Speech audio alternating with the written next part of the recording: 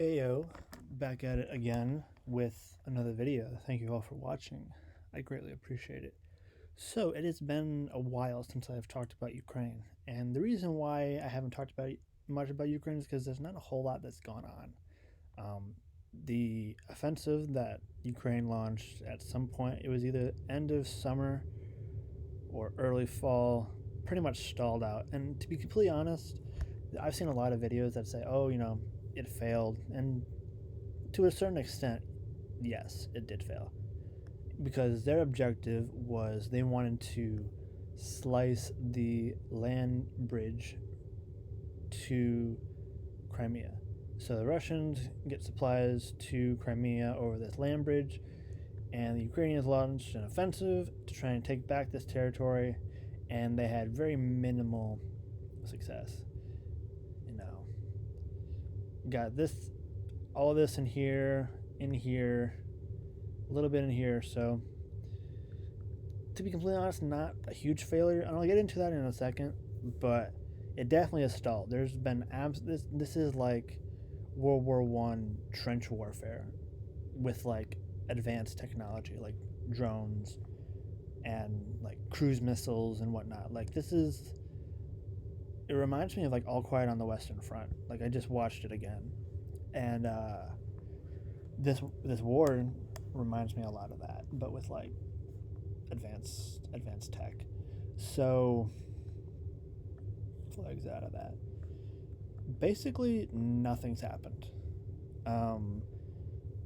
Kherson, that was last year, 2022. Kharkiv, Kupiansk, that was 2022.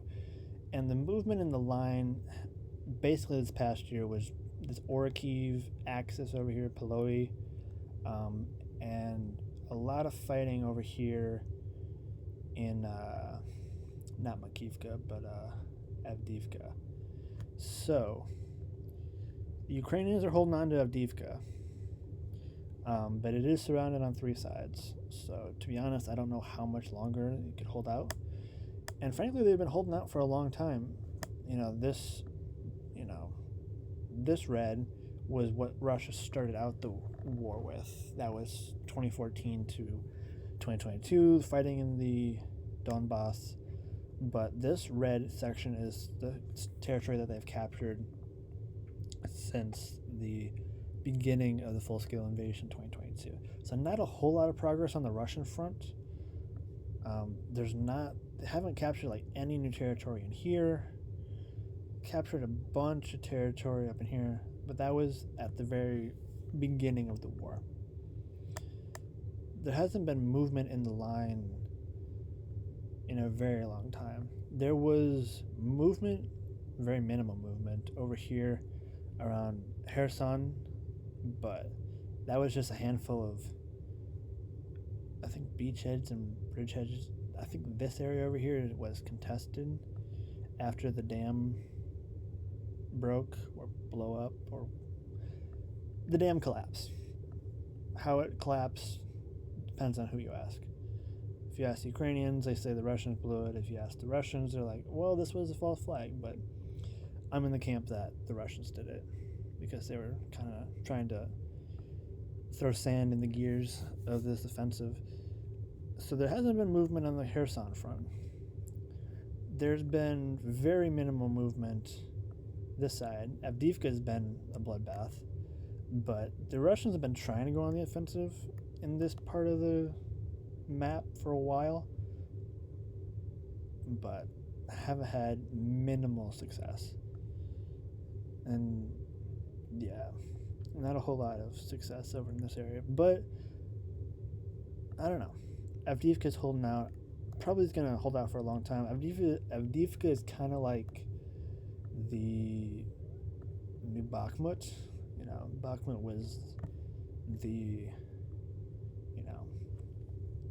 battle that was raging for a couple months, and that was all the news in that part of the front. Not a whole lot's happened up this part, but two areas that I want to talk about, Orikhiv and Volodar. So And the reason why I say it wasn't an entirely failed operation, because I really like the fact that they can now bring in HIMARS or other long range missiles into this little, you know, bulge here and target places like Tokmak and target places like Melitopol, and then this Berdyansk. Let's actually pull up Google Maps. All right, so it's going to take a little bit to load, but more or less the front is about right here. 1, 2, more or less, that's where it's at. But the Ukrainians retook, I think it was Orakiv, I think is the correct pronunciation. Yes, so Orakiv, and then they also, this bulge right here, Robotine and Novoprokopivka. So HIMARS range is about roughly 50 kilometers, give or take. So if we zoom in, if you put, HIMARS launcher that close to the front, which is pushing it, because that's you don't want your, equipment that close to the front. But Melitopol is 47.88 miles away from that bulge.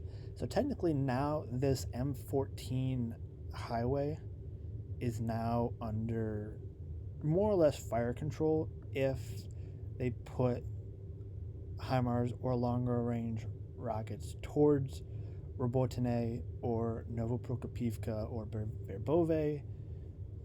So now this little salient that they got like right in here can get this M14 highway under fire control.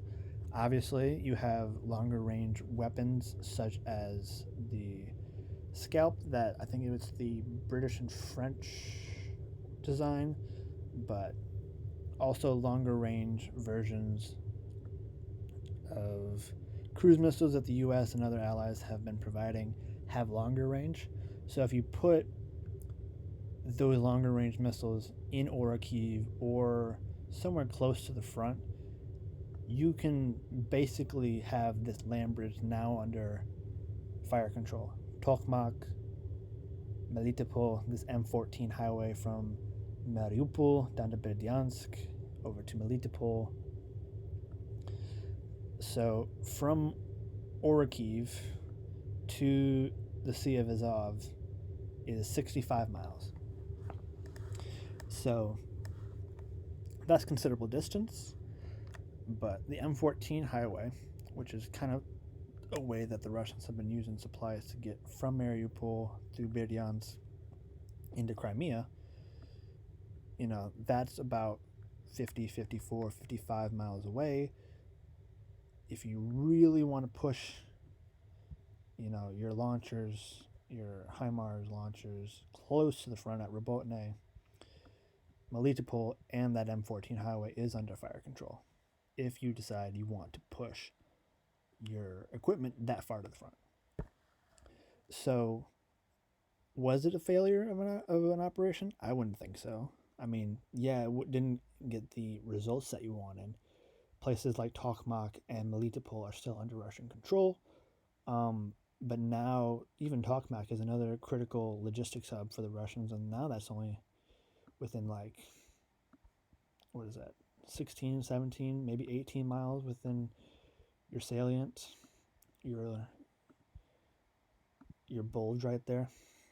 But yeah, and then even from Kherson, that's not too far. If the United States and other allies give Ukraine the long-range weapons, and they can fire from Kherson towards Armyansk, that's a way to get supplies from the Russians from Crimea over to Kherson through the E97, or the E105 is 100 miles away, which is a little long for Ukrainian capabilities, but 87, if you have longer range missiles, you could definitely continue to strike the Chonhar Bridge, this E97 highway over here by Armyansk.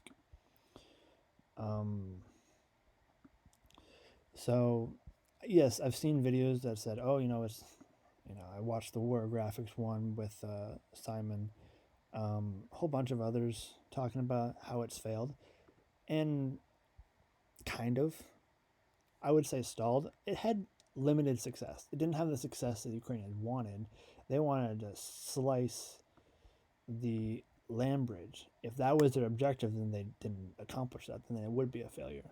If their objective was to capture Tokmak and to capture Melitopol and to sever that land bridge, and if that was the objective, then yes, it would have failed. But to be honest, I'm starting to get concerned about this being a war of attrition. And the Russians have the numbers. So a war of attrition does not favor the Ukrainians at all. If Ukrainians continue to dig in places like Avdiivka, fighting around Bakhmut, or, the defense favors smaller numbers. So I don't think Ukraine has the capabilities now to go on the offensive anymore. I think Ukraine right now is just playing defense at this point. So stalled out, had limited success, but yeah, it kind of failed. I mean, throwing wave after wave of bodies at fortified positions wasn't a good idea.